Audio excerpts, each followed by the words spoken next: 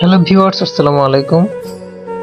আজ থেকে 1400 বছর আগে যে হাদিস সেটা কিভাবে মিলে যাচ্ছে সেটা আপনারা দেখেন, এখন প্রমাণিত হচ্ছে।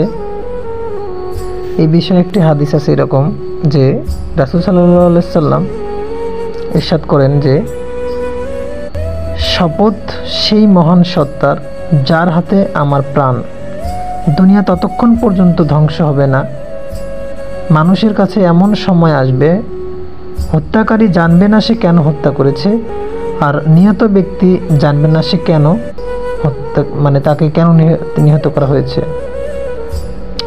বলা হলো সেটা কিভাবে হবে। তিনি বললেন, হারাজ অর্থাৎ গুজব, হুজুগ, বিবেকহীনতা, মূর্খতা, নির্বুদ্ধিতা, অন্যায়, হত্যা, বিচারহীনতা ও সত্য মিথ্যার মিশ্রণ ইত্যাদি থাকবে। অর্থাৎ হারাজ এর কারণে এই ঘটনাটা ঘটবে। কিয়ামতের আগে বিবেকহীন মানুষ বেড়ে যাবে। এই বিষয়ে হাদিসে এসেছে, রাসূল সাল্লাল্লাহু আলাইহি সাল্লাম বলেছেন, কিয়ামতের আগে ইলম উঠিয়ে নেওয়া হবে, ভূমিকম্প বেশি হবে, সময় সংকীর্ণ হয়ে যাবে, ফিতনা প্রকাশ হবে, হত্যাকাণ্ড, খুন খারাপি অর্থাৎ নখারাপি বেড়ে যাবে। এখানে বলছে খুন খারাপি বেড়ে যাবে, সম্পদের আধিক্য হবে।